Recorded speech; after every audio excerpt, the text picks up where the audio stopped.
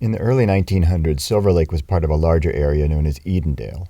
Rolling hills, chaparral, and farmland characterized this sparsely populated area just northwest of downtown. Farmers' accounts from around that time period make mention of an eerie, pale figure, sometimes seen floating through the area. Accounts from others, non-farmers, were similar. The fog was upon us again late last night, and I couldn't sleep. The constant shifting between hot and cold and hot, has me guessing what to put on at night. Last night I had dressed again too light, and when I awoke, I noticed some of the horses uneasy in the stable.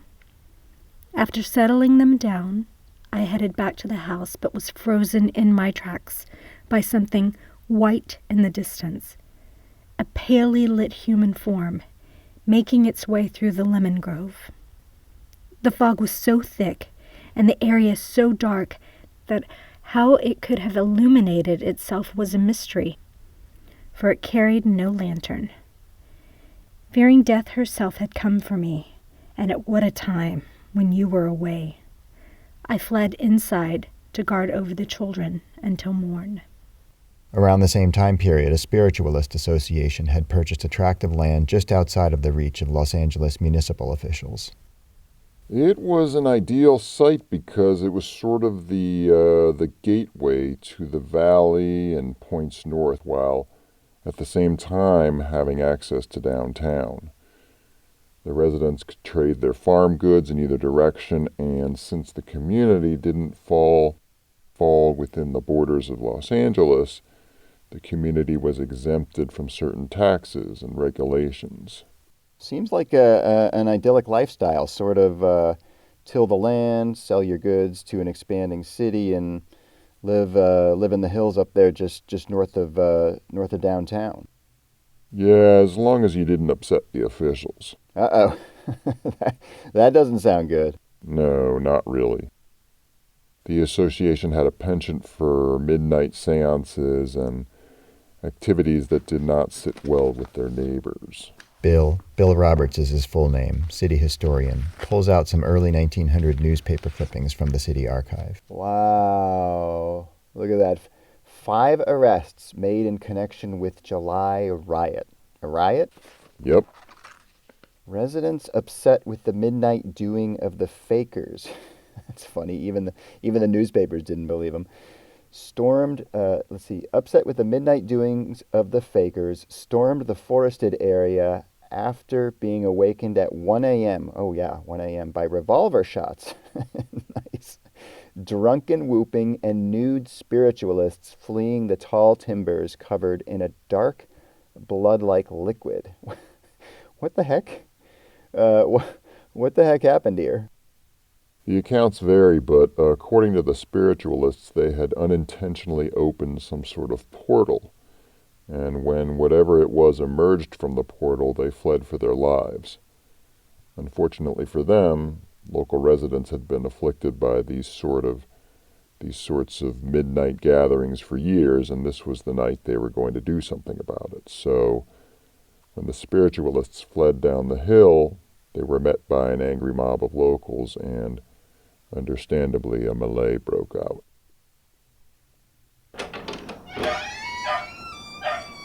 Oh, come in. Oh, don't mind her.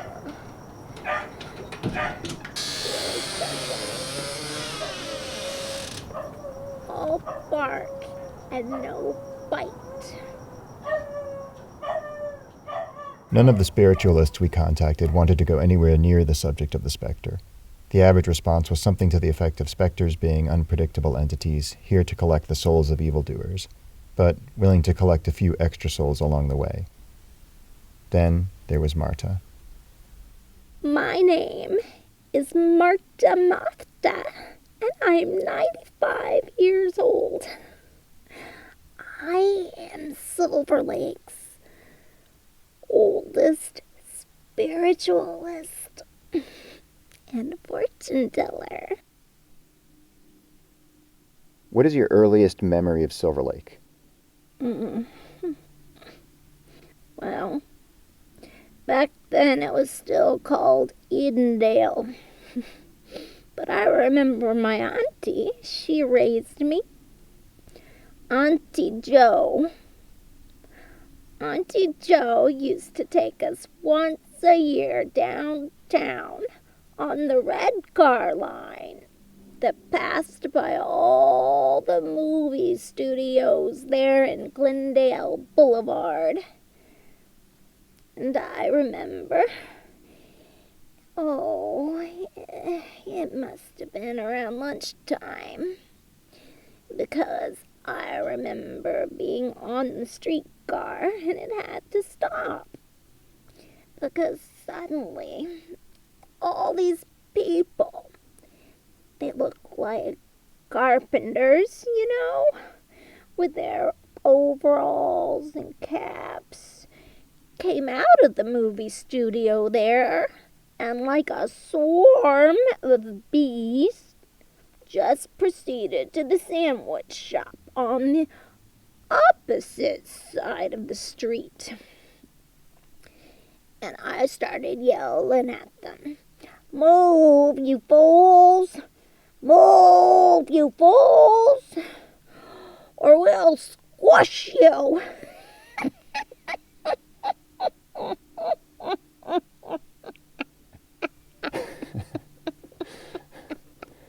That's funny. That's quite a sight.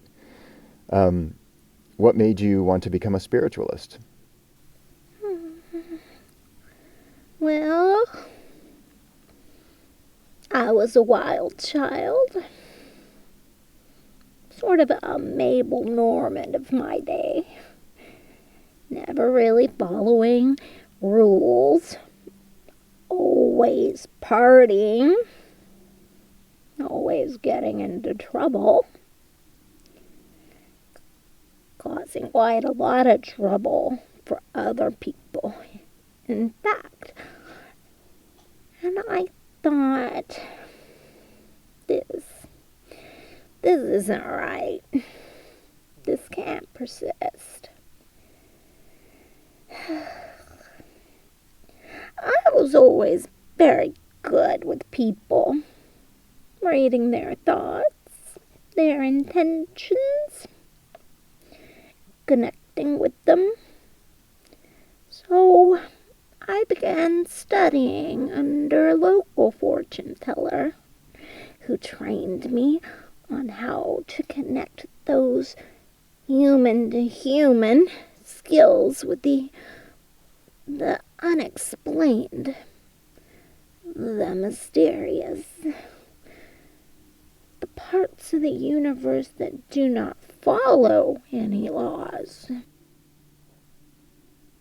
And why are you not afraid of specters? The Specter. The specter? The Specter. There is only one around these parts. Oh, I did not know that.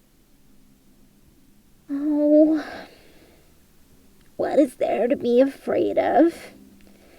It's like a wild animal, a tiger, a bear, a shark. If you know its rules and respect them, then you can observe it, interact with it even, without getting hurt. For a fee, Marta offers spectral tours once or twice a year. This is a chance for customers to camp out in the neighborhood and maybe catch a glimpse of the specter passing by. But rather than waiting for conditions to be just right, Marta has agreed instead to conduct a seance, where we can interact with the spirit of the specter and ask questions of it.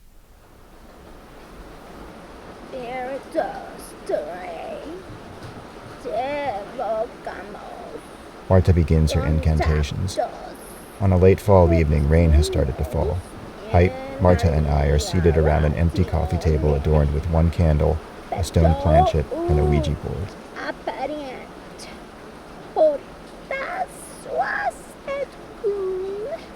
As her incantation goes on, Marta's eyes roll gently back into her head, and she begins to sway gently back and forth.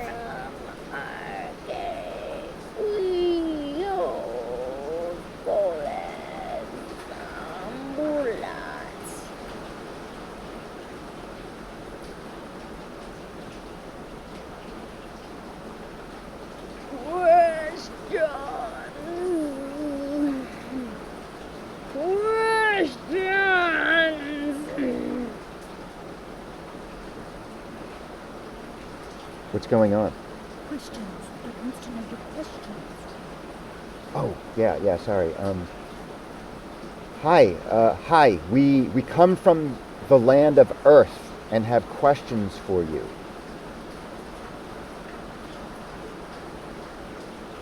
What do we do now? Ask me questions. Oh yeah, of course. Okay, where where do you come from? Where do you come from? Okay, let's try the next question. Why do you visit us? Why do you visit us?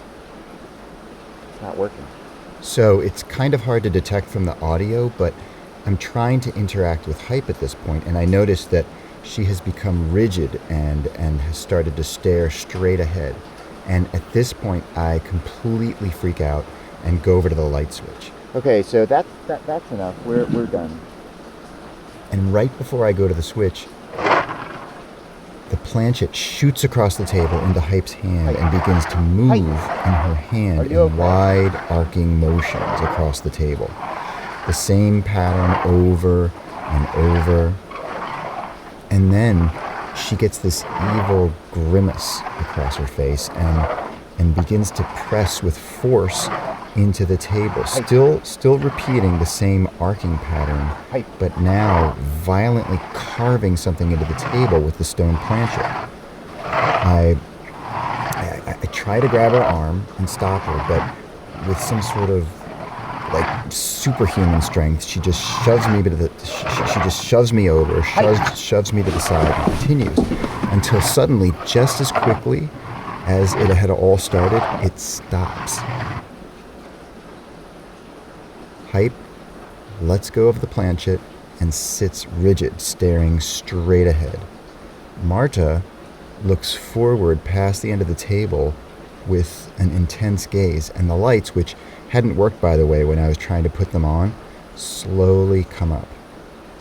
Once they fully come up, Marta slumps over and begins to snore, and Hype's entire body relaxes, head falling to the side. She's completely asleep.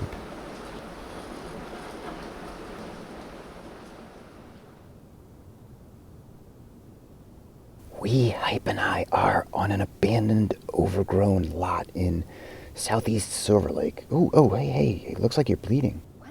Right there on your shin. Are you okay? Oh, yeah. Cats there just bleed a lot. That's comforting.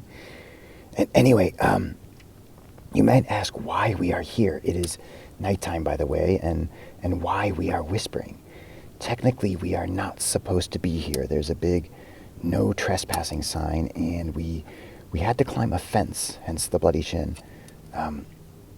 By the way, Hype, do you remember any of that seance? Have a shovel and get started. She's already started digging. Hype, do you remember any of that seance? The answer to that, whether she remembered anything, would be no. She just remembered basically falling asleep and waking up. Nothing about carving up poor Marta's table, who, by the way, is not climbing fences with us in the dark, thank goodness. As to why we are digging. Hurry up. Somebody's gonna call the police. During the seance, Hype, or whoever it was that was in her body, carved the words dig and 4 numbers. So the word dig and 4 numbers. And we looked around the neighborhood for streets with these 4 numbers, and there were only 2, a liquor store and an abandoned property with lots of succulents and bushes. So the choice was easy. Shh. Do you hear that? Y'all need to get out of here. This is not a place for squatting. Get down. Get down.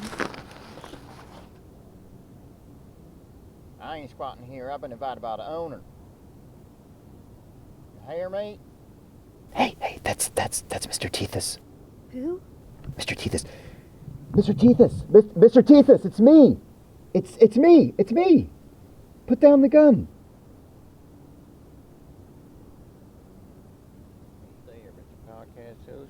doing here in the middle of the night? I could have shot you. This is Hype. You remember Hype, right? Hello? Oh, yeah. You were the star of the show, of course. Yeah, now I remember. For those not familiar with our werewolf episode, Mr. Tethys is a local trapper in the Silver Lake area who has been relocating coyotes, bobcats, and even the odd mountain lion from the Silver Lake area for decades. As it turns out, he spends a lot of time on the empty lot. Well, the plot used to belong to my family up until 1961. That's when my mammy lost her mind, took out my pappy with a mason's trowel, set the house on fire, and jumped out the third-story window with my baby sister. In fact, they landed right over there. That's awful. I am so sorry to hear that. Oh, that's all right. You didn't do it. I've worked it out by now. That's why I'm able to sleep here without it messing with my mental state. According to Mr. Tethys, his father, a handsome dentist, had been targeted by a quote-unquote 30-something female conquistador of men, with whom he began an affair. When his father came to his mother with the confession and divorce papers, his mother became hysterical, exacting her revenge in dramatic fashion later that night. Mr. Tethys, 5 at the time, ran down the street at the start of the attack, only to find the gruesome scene in flames when he returned. From that day on, he swore, If I ever find the woman who obliterated my family, because I'm sure she's still alive. You just gotta do the math. She's around. But if I find her, I'm gonna ship her up to Mount Wilson for some wintertime stargaze. You just can't do that to someone's family. As it turns out, there was a span of several decades after the 1920s or 30s when sightings of the Silver Lake Specter ceased. But after the 1961 murders and fire, sightings began anew. Oh yeah, I see it every once in a while. But I stay clear. Martha recommends it. Oh, you know Marta? Well, sure I do. You're standing on her property right now. She owns this property? Of course, she's the one that lets me stay here when I'm in town trapping.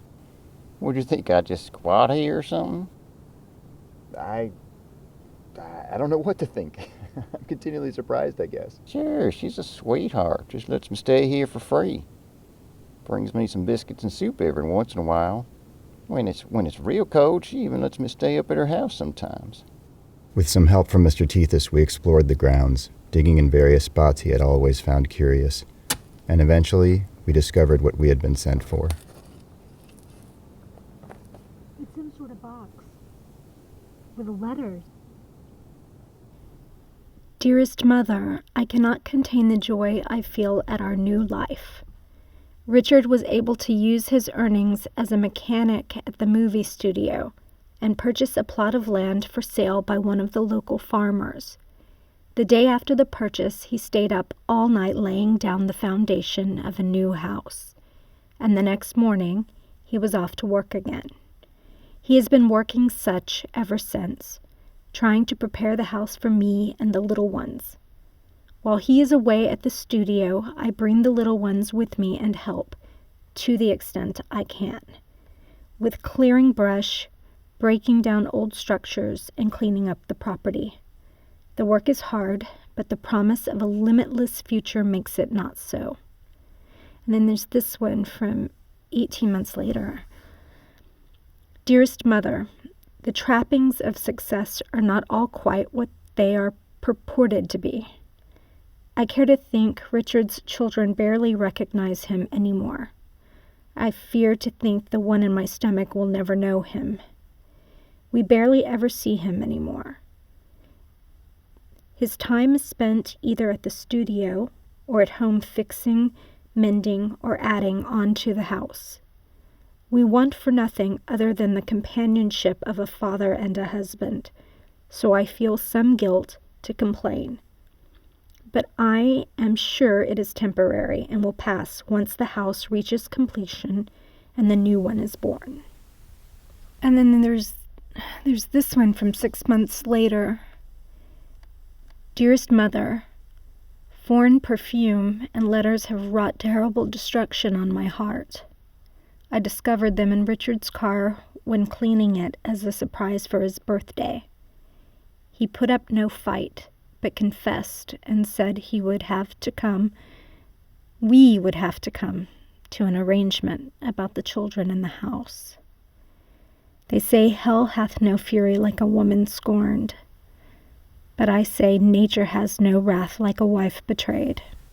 On Halloween morning 1927, Richard's mistress, an actress on contract with one of the smaller studios, had been lured to the house by a false invitation from Richard's pregnant wife, under the pretense that she had taken the children back east to her mother.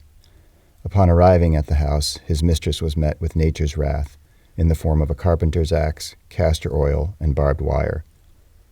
Richard's wife took her own life as well. According to the police report, the scene was so gruesome that it took 3 officers 4 attempts each to recount it. Perhaps according to plan, Richard had been the first one to discover the murder-suicide when he returned home from work and noticed the house was oddly dark and silent, with the front door wide open. Amazingly, the unborn infant survived. Richard mysteriously disappeared several weeks later. Marta was clearly shaken by the news of the letters, but agreed. It was time for direct interaction. There are 3 clues that indicate conditions are ripe for a Specter sighting. The first one is a stark change in the weather, from very hot to very cold.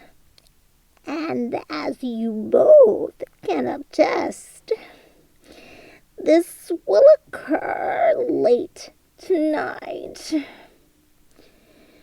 when we go from the low 90s today to the mid-50s tonight.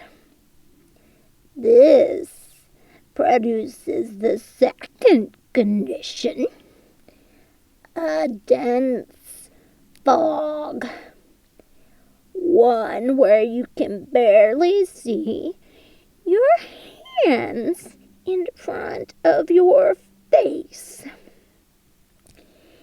And the Weather Bureau has already issued a dense fog advisory for the overnight hours. Finally, and a little more difficult to detect, is in the dawn before the visit, you will see a lone crow sitting on a street sign or a telephone pole, and it will be emitting a clucking or clucking sound, almost as if it were speaking from inside a hollow gourd. The noise is unmistakable when you hear it, and I saw that this morning. We, Hype, Marta, and I, are on a set of secret cement steps in Silver Lake. The hillsides are laced with them, with a clear view down to the road below. It is in the middle of the night, and Marta has picked this spot because she feels the Specter will make an appearance on the road below. Marta leads these sort of midnight tours several times a year, and they never fail to... Huh?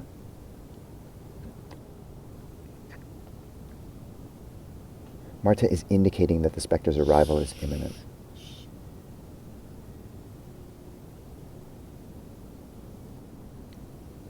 Oh my gosh. There it is.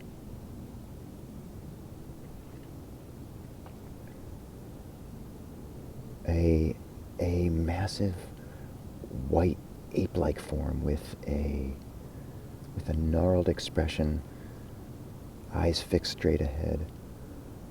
limps ahead one heavy step at a time.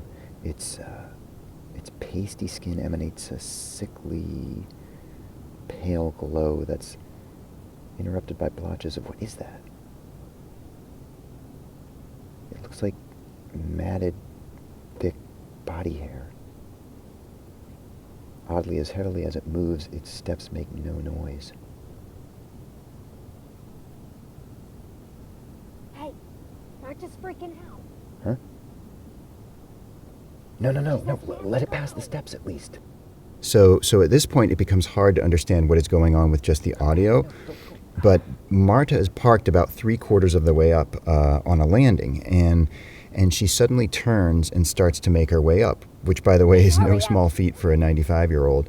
And Hype is freaking out because it looks like Marta's going to fall down. She's just going so fast, frantically trying to climb, practically crawl up the steps. And these steps, there are about 150 of them, no handrail. So if she does fall, it is over. And the plan was that we were going to let the Specter pass the steps, and I don't know why, but that was critical for some reason, to let it pass the steps. And then Marta was going to attempt an incantation to get its attention. So at this point, with Marta gone, I'm like, screw it, let's at least let it pass the steps. But Marta's pulling our attention so hard that I race back up the steps to try and help Hype guide her up. But by the time I get back to the top, Marta has already made it and is just booking it. I mean, as fast as a 95-year-old can book it, round the corner and down the street at the top of the steps. So I take one last look, and the Specter is actually coming up the steps. It never passed them. It just turned and started to climb the steps. Now I know why Marta was running. Marta, slow down. The car is back We there. need to go. Don't you want to do To your go to the incantation? spiritualist tract. To shut the gate. To banish it forever. It's after me. Okay, but the car's back there. No. We need me as bait. We must travel by foot. The tract of land Marta spoke of was the site of the news report from earlier in the episode, but that was way on the edge of Silver Lake, up near the Paul Laniker cabin, in about the only spot in Silver Lake you can go and still not be surrounded everywhere by houses. But after only about a couple blocks of fleeing, it was clear Marta was simply too old and too frail to make the trip without any help.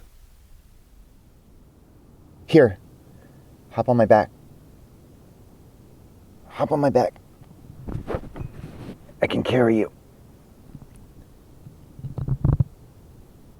I mean, Silver Lake is a home to some pretty strange sights, but I can honestly say that I have never, ever seen an elderly woman riding piggyback on a podcast host's back through some of the thickest fog I can remember. And that podcast host was very out of shape. Very out of shape. So we started doing shifts, and we would have to stop every 3 or 4 blocks just to rest. And by the time we got to the spiritualist track, it was every block or half block. I don't think I can go on. We have to. Let's switch again. Marta. No. Just stop. Let's everyone just... Okay, just... I'll take you again. Just stop for a okay? second.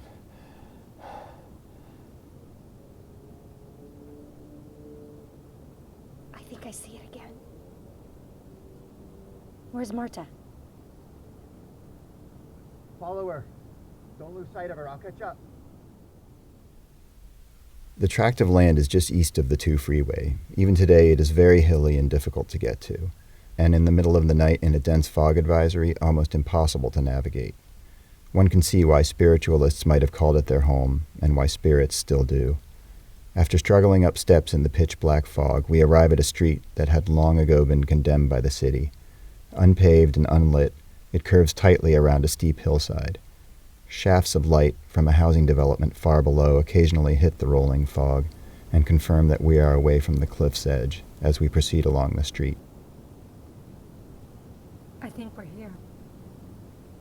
What is it? The gate. We're at a spot on a grassy, gravelly, abandoned road with a steep drop off to the left. Very steep. An uneven hill rising up to the right, and in the distance, a hole in what looks like a pile of dirt that fell off the hillside. Or more like a dirt cave entrance from which a soft, sick glow emanates, at times heavily obscured by the rolling fog. If I look behind me, I see nothing but blackness, even though I know the road curves back and disappears into the hillside. I only know this because we've been pawing at the hillside so Marta Height and I don't go falling off the edge. Though it will undoubtedly arrive, currently there is no sign of the Specter. I must go there. Into that pile of dirt? There. Into the portal. The Specter will follow me. When it enters, you must cover the entrance. We can go with you. Protect you. When I was born, I was taken from the womb of my dying mother. She had extracted her revenge on my father's mistress and then taken her own life. But before she passed on, I was retrieved by my father. He cared for me night after night, week after week, until the Specter found him, stalked him, and took him away, leaving me to fend for myself. Well, I have fended for myself, and now it is I who stalk the Specter. At this point, Marta goes to the hole in the dirt and almost like a mole slowly diving into a mud bath, enters the dirt cave. And we were left there sort of speechless in the silence and the dark.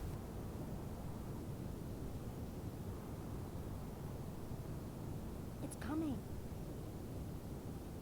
Over here, over here.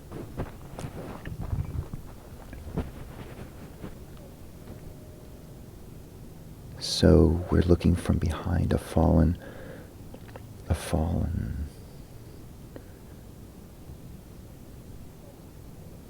A soft, sick glow is slowly increasing in intensity behind the bend in the road. The wisps of fog are rolling by, getting gradually brighter and brighter, sicker and glow. There it is. Never stopping, just slowly plodding along. It's passing the gate. It's walking straight toward us. What do we do? Run! Run! So we ran further down the condemned road, almost to where it rejoined a regular paved road lit by a streetlight, and we waited, watching the dark and foggy path from whence we had come, waiting for that inevitable glow to return. But there was nothing. You. Oh my God! What the hell? Oh, jeez. You didn't return. You're bleeding. What happened? You Hold up the were mic, you're still supposed to fill up sorry, the sorry. cave after it went in. So we've just been startled out of our wits, and Marta has reappeared with what looks like a gaping wound on her side. Are you okay? We need to get you to a hospital. No! Hold up the mic. No! I'm okay. Here, over here. Help her over here. I just need to rest. Pipe helps Marta over to an old, fallen down tree trunk. I just need to rest.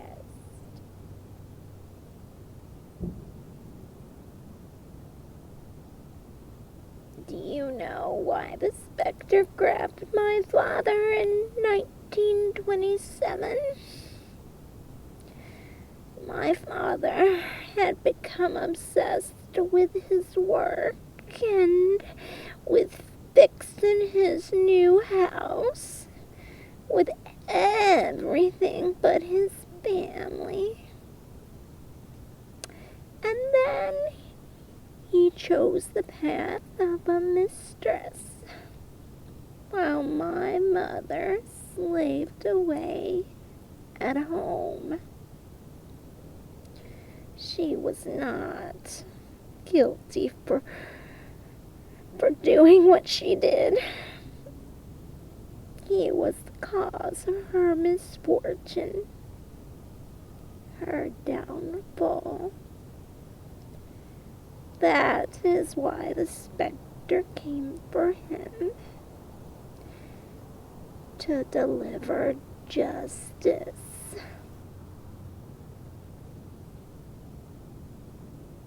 And why has the Spectre come for you? You're not a very good radio host, you know. Waiting so long to ask such an obvious question. Oh, thank you. I used to treat men like conquests. The more unattainable they were, the more I sought them. And I conquered many, most of them with families.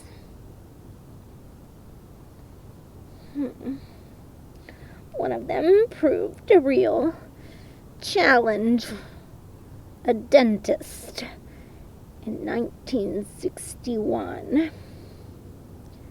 But I persevered, and the vanquished wife burned her husband, family, and house off the face of the earth. Mr. Tethys. Yes, I knew I had gone too far, but it was too late. The Specter had returned to Silver Lake, but this time she was hunting for me. To keep it distracted, I fed it my clients. All of those lost souls who come to me for palm readings, for tarot interpretations, for life coaching. They were easily guided into self-destructive choices that consumed their children, wives, friends, all in the name of reaching their full potential. During the course of her speech, Marta's eyes begin to emit a dark red glow. It takes the Specter several visits before it can claim its victims. So, you see, I would lead tours to watch as the Specter slowly, clumsily pursued its victims, all the while distracted from what brought it back to this world in 1961. It could only last so long because it couldn't forget its original mission. Precisely.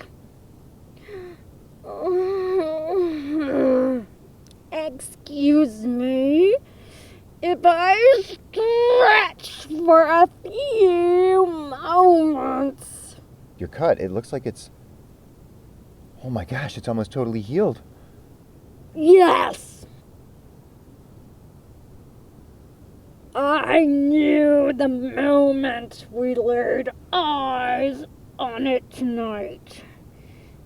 It was here for me.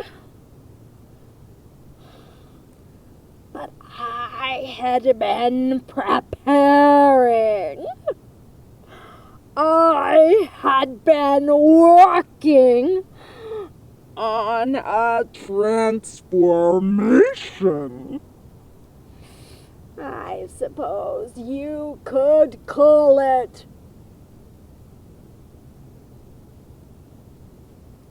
But such transformations require certain sacrifices, if you catch what I mean. Please follow me. We will return to the portal for the final sacrifice. At this point, Hype and I were watching a tall, strong, muscular Marta walk off back in the direction of the portal. And what could we do but follow? When we rounded the bend, before the portal, laying face down and clutching a hunting knife, lay Mr. Tethys. Oh, forget him. He didn't quite make the cut. But to brain individuals like yourselves, time travelers,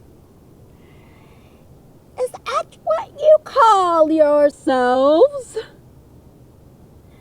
That should do it. Maybe I can stay here another 100 years or so. Oh, please. Don't be afraid. Marta reaches up a leathery claw, beckoning us to join her before the portal. And it was odd, we just calmly approached her, like in a trance. Then it happened. Mr. Tethys rose from the dead, slashing and hacking like a blind butcher on a killing spree, and struck Marta right through the heart. As Marta shrieked and stared at the knife sticking out of her chest, Hype and I, without missing a beat, pushed forward like two football players and shoved Marta, presumably back from where she came, into the portal. Then we all, Mr. Tethys included, began madly filling up the hole, using the dirt around it, as originally instructed. This is what it sounds like when dirt is being thrown on a microphone. Or when you're being buried alive. Wow, you're dark. Being the good little reporter I am, I also managed to drop my mic in the hole, never to be seen again.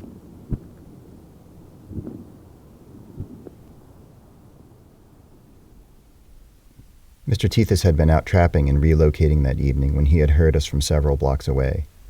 Unable to locate exactly where the sounds were coming from, he trailed the Specter, figuring it was somehow connected to the sounds. Once the Specter passed the portal at the Spiritualist tract, he remembers examining the portal briefly before being hit in the head by something and eventually going black. Fortunately for Mr. Tethys, his demonic wound was restricted to a blow to the head that left him temporarily unconscious. After the incident, apart from some lingering headaches, he was able to return to the quiet life of arguing with Silver Lake residents while trapping and relocating dangerous animals on behalf of other Silver Lake residents. With Marta gone, much to the chagrin of some neighbors, he was also able to move a trailer onto her abandoned property, his former childhood residence. He sleeps much easier there now, knowing the source of his family's demise and what had become of it. As for the site of the portal, when Hype and I returned one rainy day to examine it, It had been covered up by a mudslide.